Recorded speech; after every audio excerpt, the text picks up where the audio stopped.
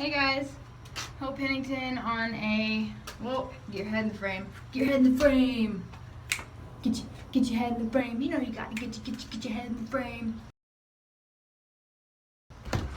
No, actually, it's a weekend, which means I finally get to have my curly hair. Wah! And dress like a human being instead of a, I don't know, cleaning girl, which is like an awful thing to say because cleaning people are human beings. But anyway, I found a doorknob to balance my phone on so I can actually have like a more full body position picture type of thing. And today I wanted to do a video updating you guys on my writing and also sort of giving you an overview of my channel. So, for the past year about, I guess, I've been putting content consistently up on this channel, 3 types of content. I'm a huge nerd and I'm a writer and so fangirl. So one of my categories on Friday is called Friday's Fandom Fun, where I just talk about like all the fandom-y stuff that happens in my life because of me being such a nerd. And then I have Wednesday's writing videos where I talk about me writing and my writing projects and me being a freelance author and all about what happens with that. And then Motivation Mondays is just things that didn't fit into any box of being nerdy or being a writer, but that I wanted to share with people to that I felt like were important. And motivational things or things discussing certain topical issues that don't get discussed a lot or stuff like that. Now, I've gotten a little bit of feedback on my channel just from friends and stuff that have been watching it, but if any of you people want to look at my channel and let me know, if you could just go take a quick look through my channel, just maybe watch a few videos, tell me in the comments below what your worst favorite video was, what your favorite video was, and things that you would like me to do more consistently in the future. I would be forever grateful because it's flying blind a little bit, trying to figure out what things you guys enjoy and want to see about my life and what things you just rather not. Also whether you like longer videos, shorter videos, music, no music, that type of thing. But to give a little background on myself as a writer, I want to just sort of back it up a little bit and tell you a bit about how that all started, how I started becoming a writer, what kind of things I write, how I started writing graphic novels, all that kind of thing. Because I figured out I've never really backed up and really told my horse. Okay. Camera dies all the time because I'm only using a phone. Why can't you learn how to work a camera? My older sister, Grace Pennington, is an author, and she's been writing ever since I can remember. She used to write mystery detective stories when she was really little, up to when she was like a teenager, and she started writing sci-fi stories and science fiction.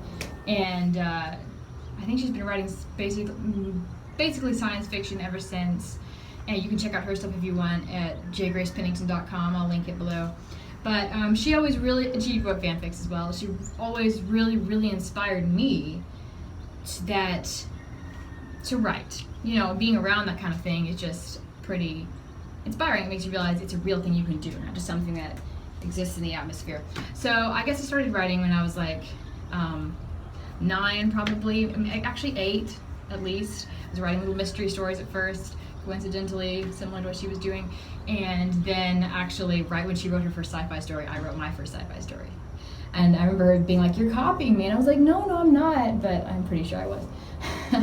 Mine was a little different than hers in that mine was a superhero story, and hers was more of a space exploration story. But I never really stopped writing after that. I read Narnia, Lord of the Rings, and Redwall series and Aragon series growing up, and so I got really into writing fantasy. I wrote like a fantasy novel about an insect world. The main character was an ant named Sniffle, and underdog, naive adventurer who wanted to go off on heroes and adventures and quests. And it took me like several years to write that. I think I started when I was 14 and I didn't finish until I was 16.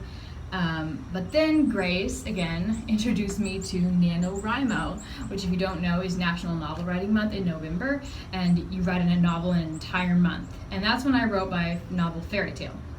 Actually, before that I had taken the one-year adventure novel curriculum, which is this, it's this really, really cool, it's a homeschool curriculum that my mom had bought because she knew we liked writing, like me and Grace mostly.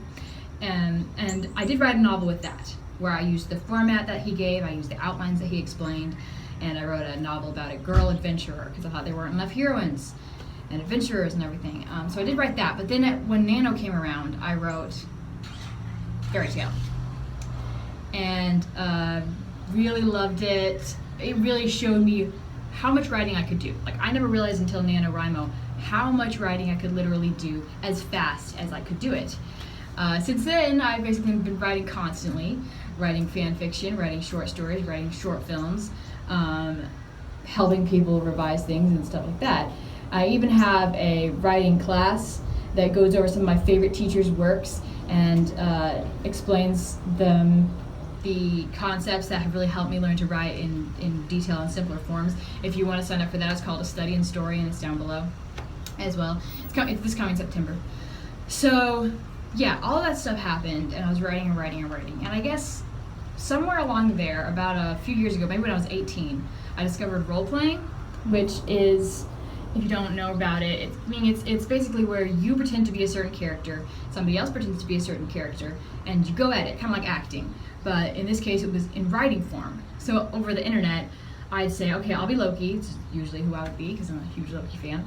And then they might say, okay, well, I'll be Captain America. And I would say, I walk over to Captain America. I see his, typical heroic broil and roll my eyes or whatever. And then the other person writes, Loki again, I will avenge justice and destroy him. And so we go at it for a while, and as we're writing back and forth, they would put in parentheses things like, oh, that was a great part, that was really funny, or I didn't get that, what did you mean? Which meant I was getting immediate feedback on my writing, like every day, like all the time. Which, the next novel that I wrote, called Skillet, was immensely better. And it was just immensely less confusing because I had that immediate feedback to work with. Now, going on from that, as far as novel writing, somewhere along the lines of there, I loved drawing my whole life as well. And I really got into a style called anime, or manga, I guess, mostly just through Pinterest, the images that I saw, and drawing books and things like that. So I started practicing the style for a long time, eventually asked some people for recommendations, started looking it up, found out about this whole otaku world, and kind of got sucked into that, being the nerd that I am, and decided I wanted to make a graphic novel. So I got this idea when I was listening to a song, I think of it when I was 15. Again, a lot of my ideas started back when I was a teenager and are just about to come to fruition or are still working towards completion today. So I started working on this graphic novel. And since I realized somewhere along the lines that graphic novels take a ton of time because you have to draw every single page.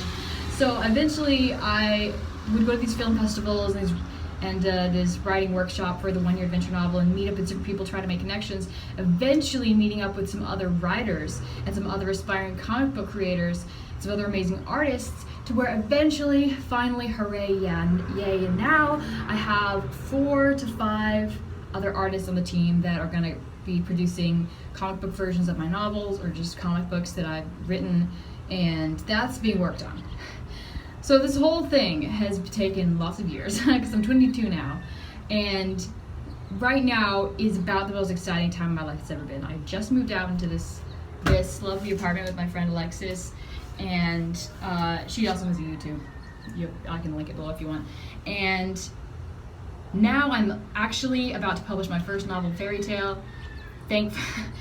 I'm making videos, which is something I always dreamed of doing. Even before I knew what YouTube was, I always dreamed of connecting with people and sort of talking. Like, I thought I would have to be on TV, and I didn't know how that would happen. But now I've discovered YouTube, and that means that gives me a way to connect with people, and just more directly than having to go through other people and them having to filter out what I can and can't say. It's just made it way simpler. So that's been my writing journey so far. And it's kind of crazy. It's really weird, because now I have a full-time job. And this whole life is just happening. It's really, really surreal. I get to wake up in the morning and know I get to do my favorite job in the world. My novel's about to be published. There's people working on my comic books, and all of this I dreamed about forever ago.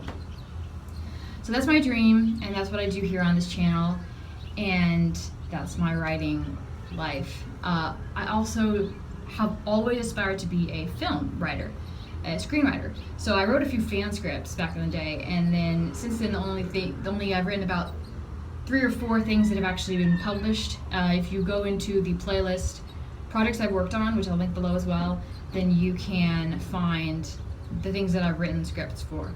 A few animated short films, and then my own short film that I produced.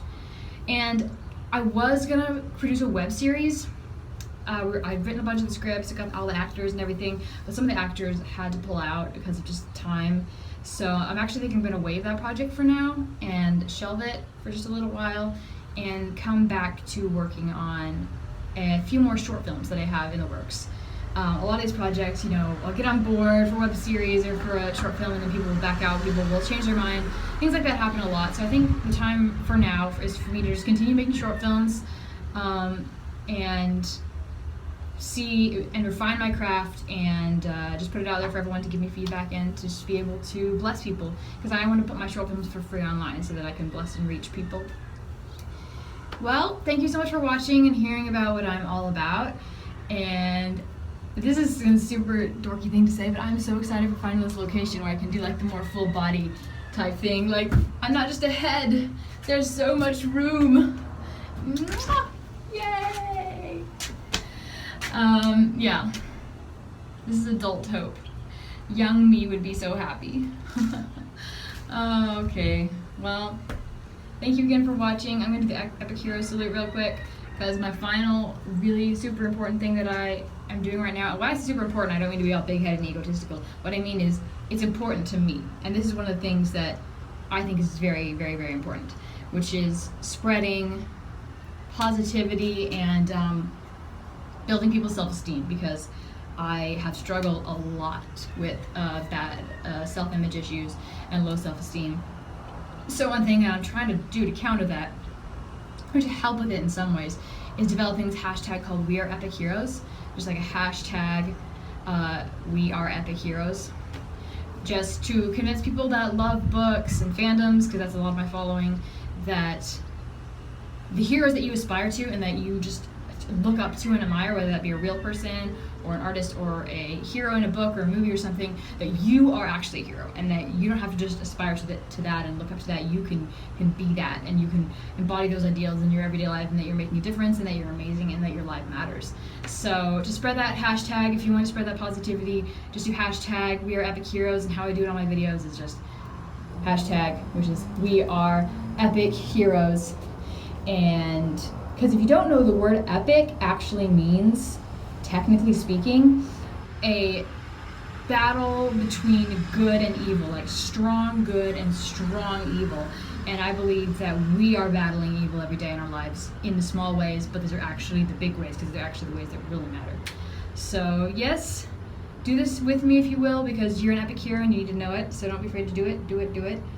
We are epic heroes. We are epic heroes. Thank you guys so much for watching. I know this was just a talky video, but again, leave in the comments if you liked it, if you didn't like it. And yeah, I am about to go work on my comic books. So I'll see you around. Bye!